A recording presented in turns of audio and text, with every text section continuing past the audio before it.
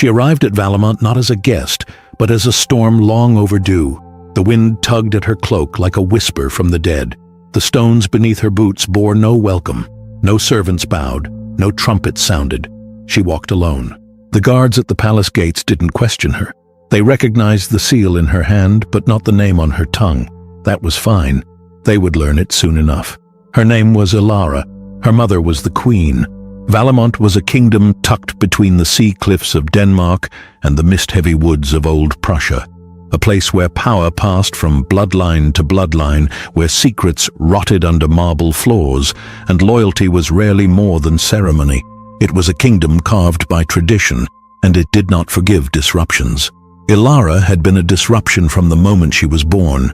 She was raised in a quiet village called Beryl's Hollow, far from the coast, where people farmed more than they dreamed. Her guardian, an aging herbalist named May, taught her to read, to knead bread with strong fingers, and to hide a blade under her hem. No one spoke of Valamont there.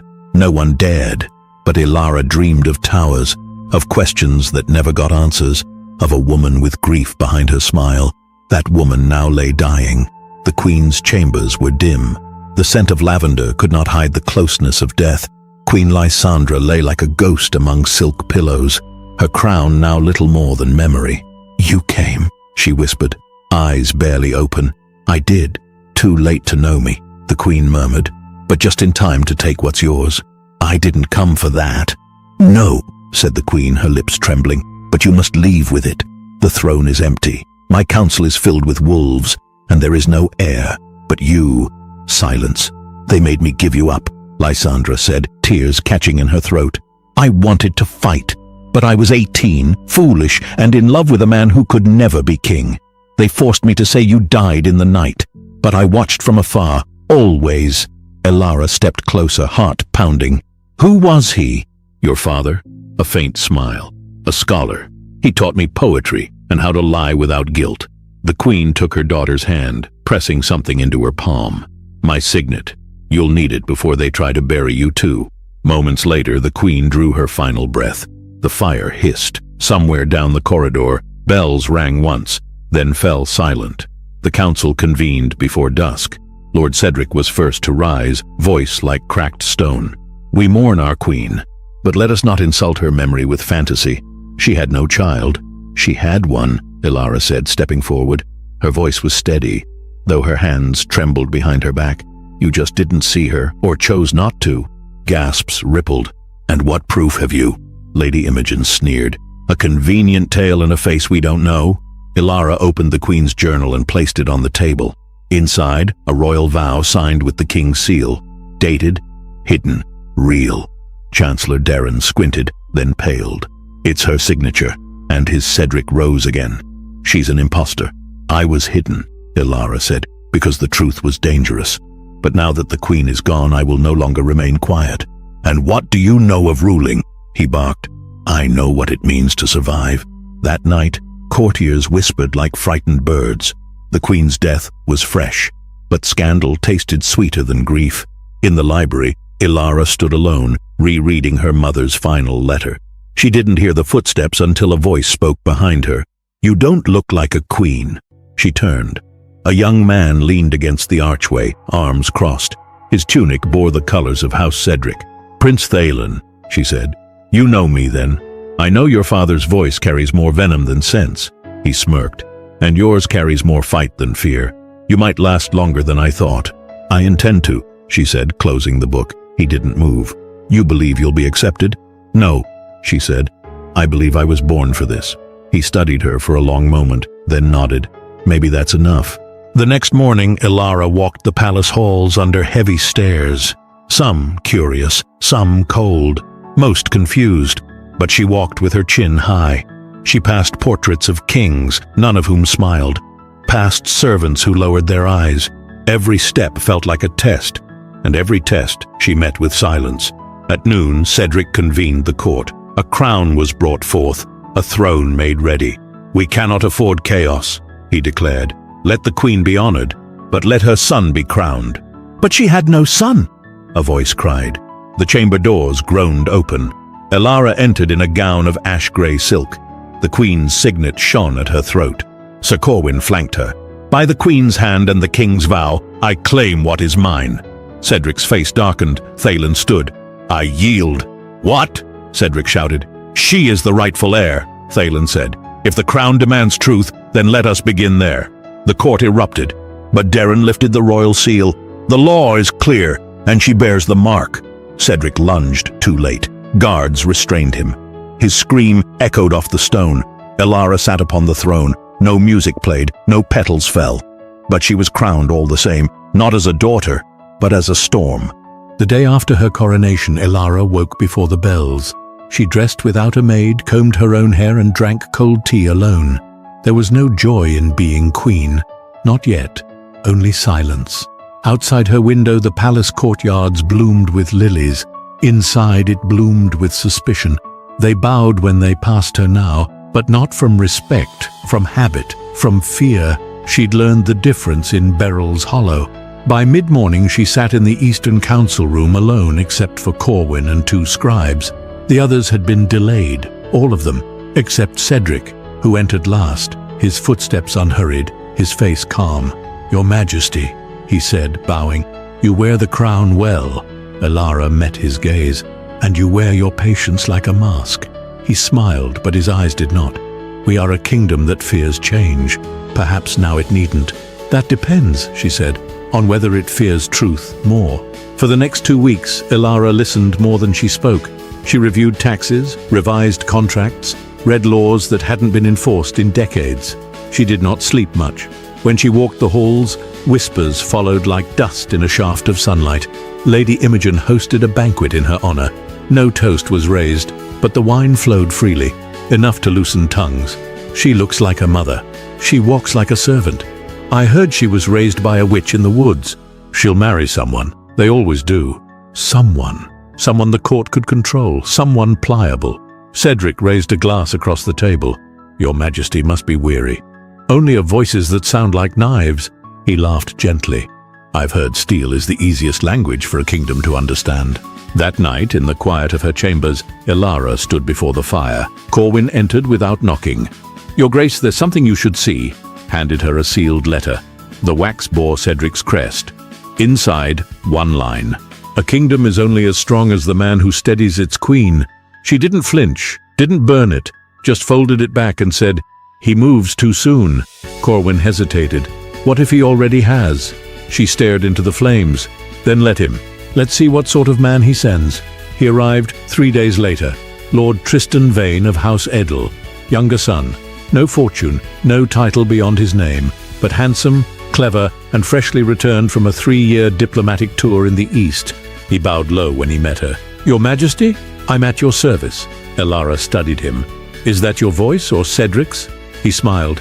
"Does it matter if my loyalty becomes yours?" "It matters a great deal." But she let him stay. Tristan was soft-spoken, well-read, and irritatingly observant. He never overstepped, but never vanished either. He walked with her through the gardens, quoted foreign poets at dinners, and taught her chess in the quiet hours of the afternoon. "Why did you accept the offer to come here?" she asked one evening. He moved a bishop and said, "Because no man denies Cedric without consequence." "And what does Cedric gain?" He looked up. "A woman softened by affection, a queen who leans on another." Elara didn't reply, but she stopped the game and stared at the board long after he left. Weeks passed. The kingdom began to murmur less and obey more. The roads were repaired, taxes balanced, bread returned to the poorer towns. And yet, something inside her shifted. Tristan brought her books without being asked, laughed at her dry humor, listened when she spoke, not to respond, but to understand. That night she couldn't sleep. Cedric noticed. He watched them from corners, from galleries, from silence. And when he could no longer ignore the look in Tristan's eyes, he summoned him. "She's not for you," Cedric said plainly. "Then why send me?" Cedric folded his hands. "Because love makes queens weak. You were to win her, marry her, leave her with a child, and then leave." Tristan's jaw clenched. "And the land? Yours, after she yields the crown. She will. Love makes fools of even the fiercest women." But Tristan said nothing. That silence was enough. Cedric's gaze darkened. "You feel for her." Tristan turned to leave. Cedric said, "Then you'll die with her." He drafted a new plan. Ilara had grown used to Tristan at her side. He never crossed lines, never asked more than she gave, but he was steady and quiet and close enough to make her wonder. One evening in the Queen's private garden, she asked, "Do you think I'm a fool for loving a kingdom that nearly destroyed me?" He looked at her, really looked. "No, I think you're the only one strong enough to love it back into peace." She turned away before he could see her tears. They did not kiss, but they stood too close for too long, and Cedric saw. He couldn't afford sentiment, not now. His plan had once been clean. Insert the man, secure the crown, discard the queen. But now, Tristan lingered too long in her presence. His glances softened, his voice bent when he said her name. That wasn't part of the arrangement, so Cedric poisoned the food taster. A new one arrived the next day, young, quiet, with eyes that never lifted. His name was Bram, and he said little. That was good. No one trusted talkative servants. Tristan didn't notice, but Ilara did. She had grown up reading faces, reading silences. Something in the boy's stillness unnerved her. He was too careful, too invisible. Still, the days moved on. Tristan stayed near. Not too near, but near enough. He never touched her, never asked. But when he handed her a cup, he watched too long. When she laughed, he looked away too late. She noticed. So did the court. Lady Imogen whispered that he would propose by summer. Lord Kendrick joked of cradle airs. And Ilara? She said nothing. She stared longer at the fire, slept shorter hours, smiled less, trusted no one, not even herself. One morning, Corwin stepped inside without knocking, his face pale. "They've changed the taster," he said. "I know." He blinked. "And you allowed it?" "It's not about the boy," she said. "It's about who placed him." "Cedric." She nodded. "He knows." Corwin hesitated. "Do you feel anything for him?" "Tristan." She stared out the window. "Too much."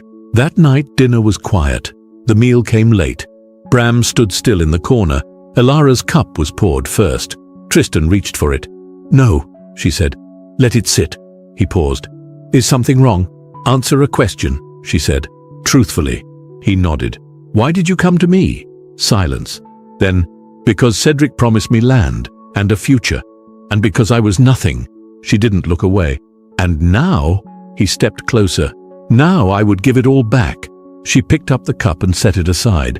"Then tell me what Cedric will do next." That night, Cedric was arrested, not by soldiers, by Ilara herself. She walked into his study in silence, flanked by Corwin and a half-dozen guards. Cedric rose slowly. "I wondered when you'd come. You sent a boy to poison me." "No," Cedric said. "I sent him to poison both of you." Tristan stepped forward, fists clenched. "Do you think I wanted your death, boy?" "No. I wanted her weak, and you out of the way. A queen pregnant with a traitor's child. Who would listen to her then?" Ilara's eyes darkened. "You underestimate what a woman carries." Cedric smiled faintly. "And you underestimate what grief becomes when left alone too long." He was taken to the dungeons. That evening, Ilara walked alone. Tristan waited by the fountain. He didn't speak, just offered a seat. She took it. "I don't forgive you," she said. He nodded. "I don't deserve it, but I believe you." Her voice cracked. "And that may be worse." He didn't touch her, just sat beside her as still as stone. And when the bells rang at midnight, neither of them moved. 6 months passed. The palace changed. Not in banners or laws, but in something quieter. The air, the weight in people's eyes, the way they spoke her name. Not with fear, but with expectation. Ilara had not left. She had not crumbled. She had not cried in public. She had not bled where they could see. She ruled.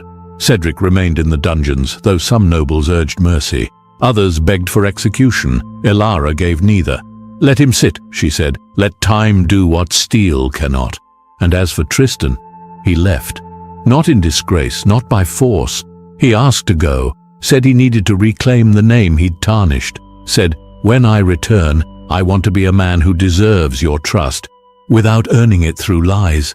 She did not stop him, but she watched him go. And when the gates closed behind him, she stood there longer than pride would allow. Winter crept over Valamont like ink in water, slow. Then everywhere, the courtyards froze. The servants grew quiet. The throne room echoed with fewer steps, but the queen remained. One morning a letter arrived. It bore the seal of the eastern borderlands, not a threat, not a declaration, a request Trade terms, escort security.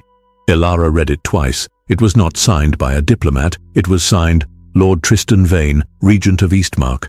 Corwin raised an eyebrow. He's made something of himself. Or he always was something, she murmured. Weeks passed. She sent a reply. Formal, distant, clear. But at the end, she wrote, "If you return, bring honesty. That is the only tribute this court accepts." Spring thawed the stones. The bells rang louder. The people smiled more easily. And one morning, as the sun kissed the frost off the outer walls, a rider crossed the gates. He wore no crest, no armor, just a cloak of dark wool and a hand upon his heart. Elara was not waiting. She was already walking the garden paths, alone. When she turned the corner and saw him, she did not gasp, did not run, but her hand trembled at her side. "You came," she said. "I said I would." He bowed, not deeply, not as a subject, but as a man who once lost something he didn't want to lose again. She stepped forward. "Why now?" "Because I finally believe I am more than what I was." She nodded, looked away. "This kingdom is tired of liars. Then let me speak with truth, one sentence at a time, for however long it takes." A pause. Then, "Walk with me." They did. Past the tulip beds, past the broken marble bench, past the old tree where her mother once sat. They didn't speak, not for a long time, until she whispered, "Do you know what this place cost me?" "Everything." "No, not everything, just everything I thought I was." He looked at her. "And what are you now?" "Still learning." He didn't take her hand. He didn't have to. By dusk, the sky turned amber.